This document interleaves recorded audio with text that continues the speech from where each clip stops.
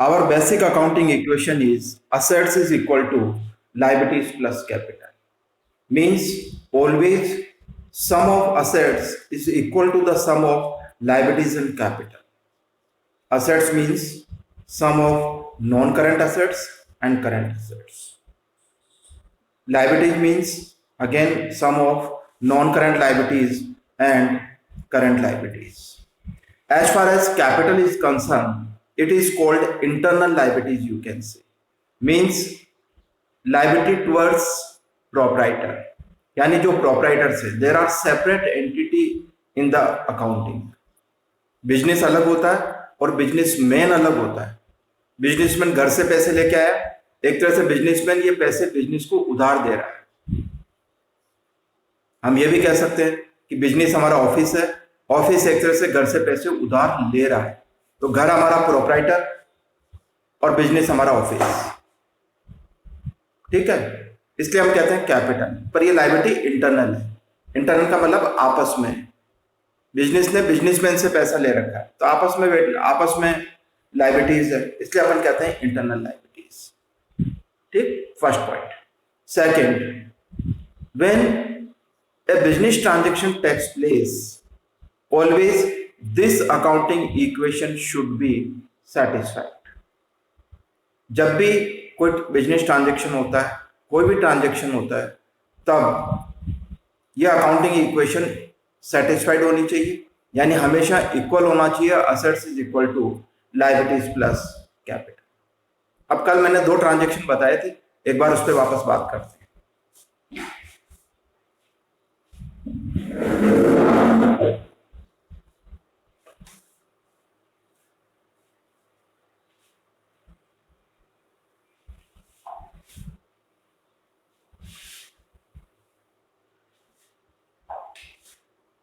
लिखा था हमने assets is equal to liabilities plus. क्या हुआ था ये? सबसे पहले स्टार्टेड बिजनेस विद कैश. घर से 2 लाख रुपए लेकर आए बिजनेस में. अब ये मेरा ऑफिस है जहां मैं खड़ा हूं और मेरा घर दूर है, कहीं या नीचे दूर है ऑफिस, घर. वहां से मैं 2 लाख रुपए लेके आया हूं. अब मेरे ऑफिस में क्या चेंज हुआ, क्या मूवमेंट हुआ मेरे ऑफिस में?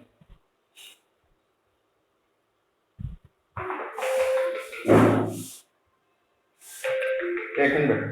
हेलो, जय हिंद.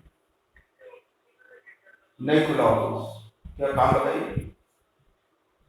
हाँ, बोलिए. आप आधा घंटे बाद बात करें.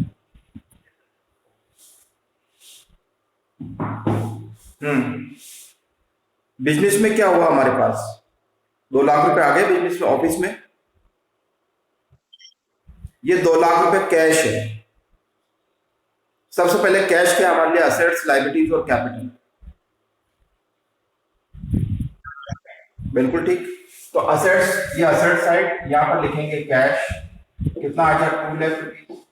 अब ये बताओ, ये 2 लाख रुपीज कहां से आया? किसने दिया ये 2 लाख रुपए? प्रोप्राइटर ने दिया ना, घर से लेके आया. और पिछली क्लास में अपन ने एक डेफिनेशन पढ़ा, कैश, गुड्स और assets invested by the proprietor is called capital. Business में जो भी इंट्रोड्यूस करता अपने रिसोर्सेज, वो कहलाती है कैपिटल. ये क्लियर है बात? तो ये 2 लाख रुपए क्या हो गए हमारी कैपिटल. तो इसके बाद ये इक्वेशन क्या हो गई, देख लो, इक्वल है. असेट साइड में भी 2 लाख रुपए है, लायबिलिटी 0 है और capital 2 lakh. 2 lakh is equal to 2 lakh. फिर कल मैंने एक और ट्रांजेक्शन बताया था, क्या? Furniture purchase for 20,000. 50 कर लेते हैं उसको. 50,000 का फर्नीचर परचेज किया. मैंने एक सिंपल एग्जांपल बताया कि आप बाजार गए, बाजार से एक 50,000 रुपए का डाइनिंग टेबल खरीद लिया आपने, या सोफा सेट खरीद लिया. सोफा सेट यानी फर्नीचर. अब आपके पास 2 लाख रुपए थे, 50,000 का सोफा सेट परचेज कर लिया. क्या हुआ? 50,000 कैश रिड्यूस हो जाएगा, minus in cash because cash goes out. अब आपके पास 50,000 का क्या आ गया, तो यहां पर क्या हो जाएगा, ये फर्नीचर हो गया, और फर्नीचर भी हमारे लिए असेट्स 50,000। अब देखो क्या हो गया, ये रह गया रिमेनिंग 1,50,000, ये 50,000 जीरो, और ये 2 लाख इक्वल है 150 प्लस 50।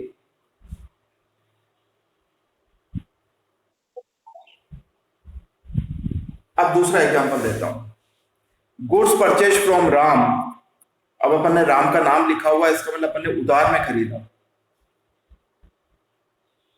गुड्स परचेज किया, पर अभी अपन ने उसको बेचा नहीं वापस, तो अपने पास ही पड़ा हुआ है गुड्स।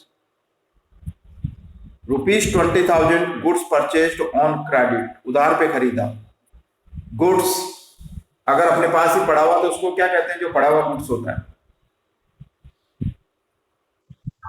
स्टॉक। और स्टॉक क्या हमारे लिए असेट्स है, लाइबिलिटीज है, कैपिटल है। तो असेट्स में आएगा स्टॉक, ये स्टॉक। और उधार पे खरीदा, अभी पैसा नहीं दिया अपन ने, तो person from whom we purchase goods on credit, creditor. Creditor is assets, liabilities और कैपिटल।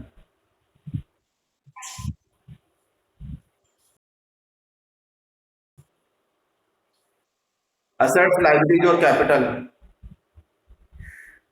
अरे लिखा है, हाँ सही है, लाइबिलिटीज। लाइबिलिटीज, तो लाइबिलिटीज में आ जाएगा 20,000।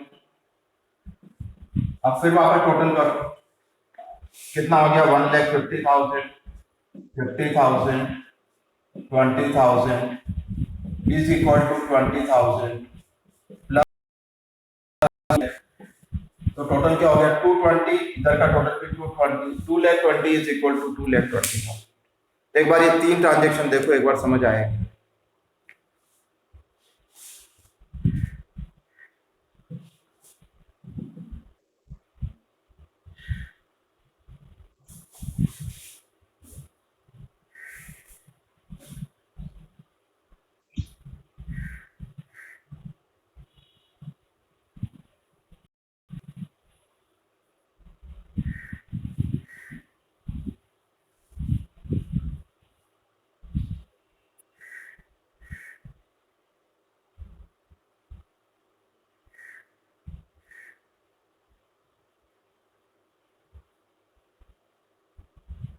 हाँ भाई, कुछ पूछना देखो।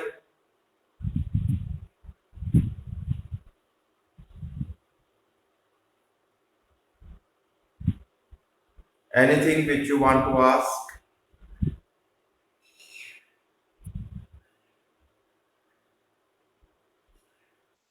ओके, अब आगे, all expenses will increase our capital. अब लिखना है इसके आगे,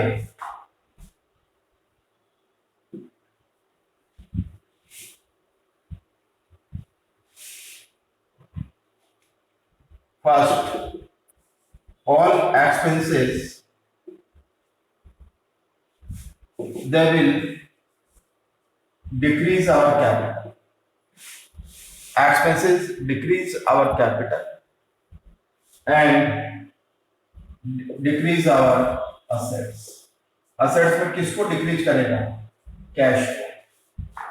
अगर अपन ने सैलरी पे किया, एक क्लर्क अपने यहाँ काम कर रहा है, बदले में सैलरी पे किया, तो पेमेंट किस में करेंगे, कैश में करना पड़ेगा ना।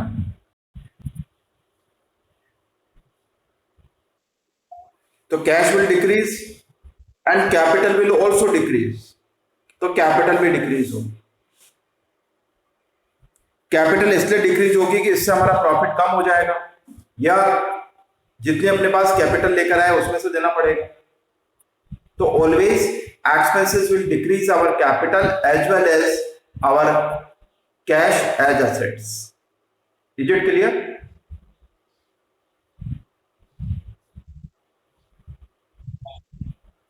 Next, our income.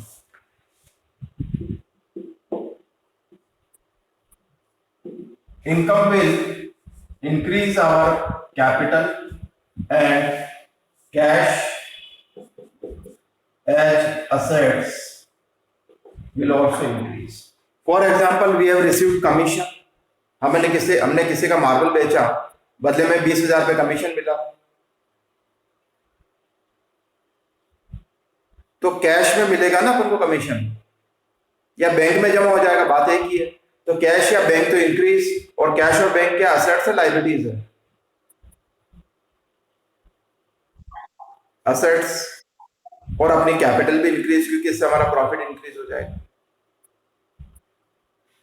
नेक्स्ट, ये 3-4 चीजें हैं जो पहले लिखना है। थर्ड, एक अपन ने लिखा था outstanding expenses. What is the meaning of outstanding expenses?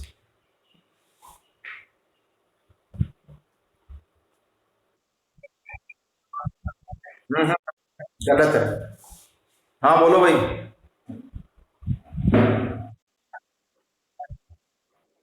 क्या? गलत गलत। देखो बेटा, मैंने कल ही लिखा है, समझाया भी था मैंने। Outstanding expenses means we have consumed the services but amount is yet to pay. आपने किसी से काम करवा लिया, ठीक है, पर आपने उसको पेमेंट नहीं किया। अगर पेमेंट कर दिया होता तो सीधा एक्सपेंस ही हो जाता, आउटस्टैंडिंग लिखने की जरूरत ही नहीं पड़ती। सीधा सैलरी पे किया, कैश कम हो जाएगा, कैपिटल कम हो जाएगी। पर outstanding expenses means we have consumed the services. Always when we have consumed the services, always it is to be treated as expense। तो एक्सपेंस तो होता ही। आउटस्टैंडिंग एक्सपेंसेस तो सबसे पहले तो आपने कंज्यूम कर लिया, आपने काम में ले लिया। अगर आपने काम में कर लिया, सर्विसेज को कंज्यूम किया, तो आपका एक्सपेंस तो हो ही गया। अब सेकंड पॉइंट आता है कि ये पे हुआ या नहीं हुआ। अगर पे हो जाता तो कैश में डिक्रीज हो जाता, पे नहीं हुआ इसलिए अपन कहते हैं कि आगे फ्यूचर में पे करना पड़ेगा। अगर बाद में पे करना है, अगले 1 महीने बाद पे करना है, तो ये क्या है अपने लिए? असेट्स, लायबिलिटीज और कैपिटल।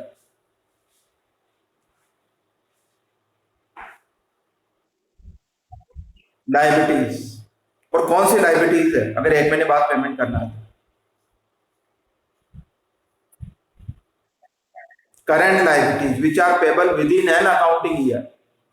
जिसको 12 महीने के अंदर अंदर पे करना होता है, वो अपनी करंट लायबिलिटीज।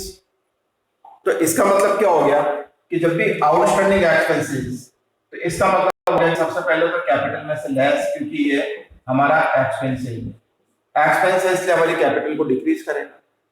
पर अमाउंट अभी पे नहीं किया तो हमारे लिए लायबिलिटीज है, तो हम क्या करेंगे? इसको लायबिलिटी साइड में लिखेंगे, अलग से कॉलम बना के लिखेंगे outstanding expenses. Means it will increase our liabilities. ये क्लियर है क्या बात?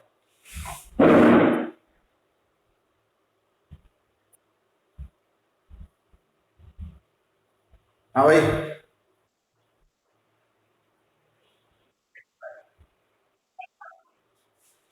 फिर आता है प्रीपेड एक्सपेंसेस।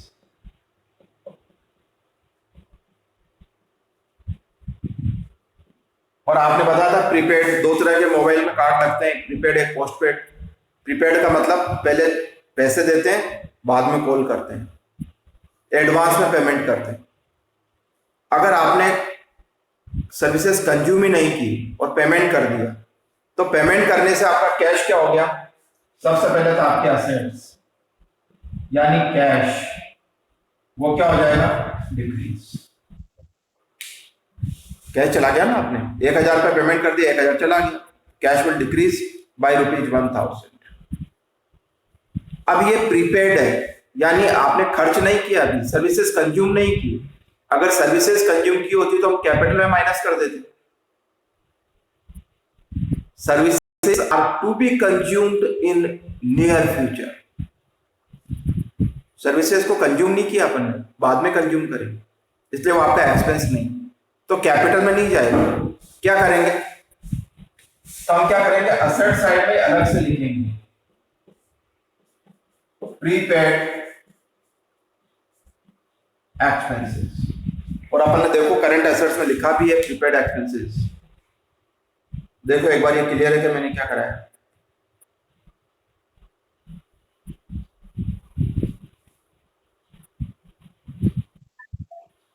दो आइटम और है, समझा देता हूं फिर उसको लिख लो। नेक्स्ट है accrued income, ACCRUED, accrued income. अब इनके मीनिंग भी लिख लेता हूं पहले। Outstanding expenses means due but not yet paid. ये आ जाएगा not consumed but paid in advance. Accrued means earned but not yet received.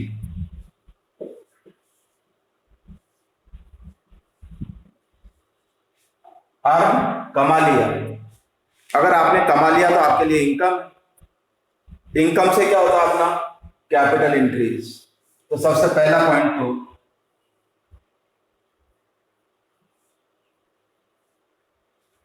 our capital will increase because it is income.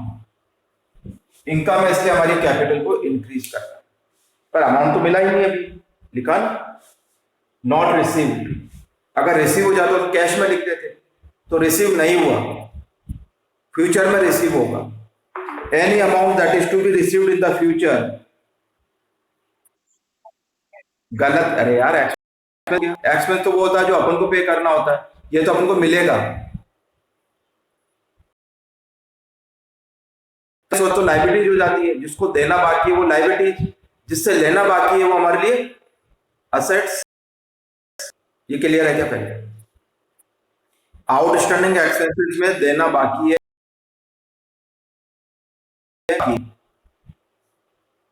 लेना बाकी है। जैसे डेटर होता है, डेटर से क्या होता है, आपको लेना बाकी होता है, तो हमारे लिए असेट्स होता है। ऐसे क्या करेंगे, दूसरी साइड हो गई अपनी असेट्स। असेट्स में क्या होगा, अलग से लिखेंगे अपन अक्रूड इनकम। एक तरह से ये असेट्स इंक्रीज होगी। देखो बात समझ में आई क्या? और लास्ट है एडवांस इनकम, जिसको हम कहते हैं अनअर्न्ड इनकम।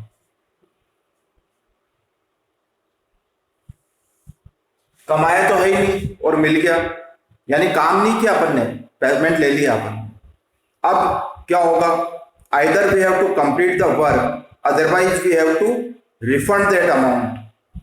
अगर अपन ने एडवांस में पैसे ले लिए कि भाई हम तुम्हारा ये काम करेंगे, 10,000 रुपये लगेंगे, उसने कहा ये 10,000 रुपये, पर अभी काम नहीं हुआ। अब एक महीने भी अगर अपन ने काम नहीं किया तो वो आदमी क्या करेगा, वापस लेगा और अपन को देना पड़ेगा। तो कुछ भी अमाउंट अगर अपन को फ्यूचर में देना पड़ेगा तो हमारे लिए क्या है, लाइबिलिटी है। तो इसका मतलब ये हो गया, पहले तो यहां लिखना है नोट अर्न, कमाया नहीं बट रिसीव्ड इन एडवांस। तो क्या हो जाएगा, सबसे पहले तो ये अपने लिए लाइबिलिटी, लाइबिलिटी इंक्रीज हो गई, तो वहां पर अलग से लिखना पड़ेगा अनअर्न्ड इनकम। और मिल गया अपन को तो कैश में इंक्रीज, तो असेट साइड में क्या होगा, इंक्रीज हो जाएगा क्योंकि हमारा कैश इंक्रीज। देखो एक बार ये 6 चीजें क्लियर है क्या? पहले अच्छी तरह देखो आराम से।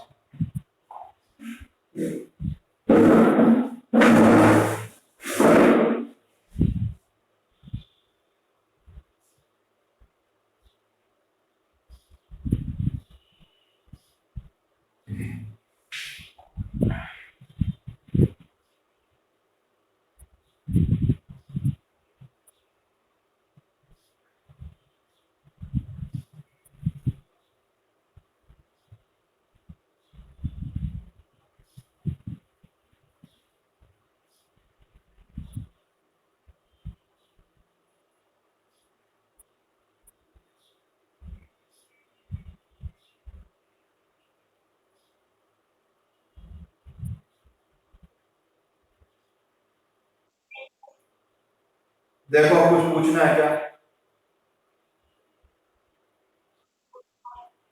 लिख लो जल्दी से।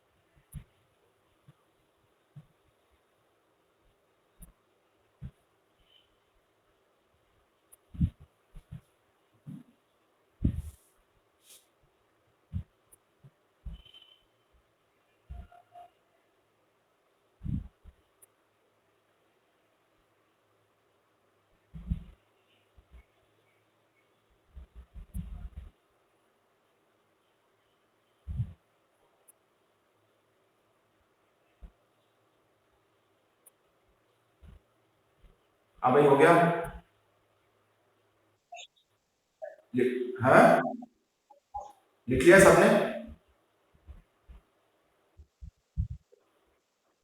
अब नेक्स्ट क्लास होगी मंडे को, तो मंडे को ये सारी चीजें याद होनी चाहिए आपको और समझ में आनी चाहिए, नहीं तो अपन का अकाउंटिंग इक्वेशन में कोई स्कोप नहीं है।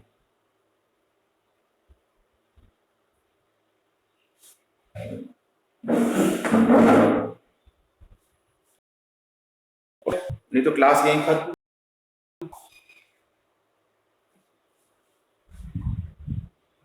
लिख तो लिया सबने?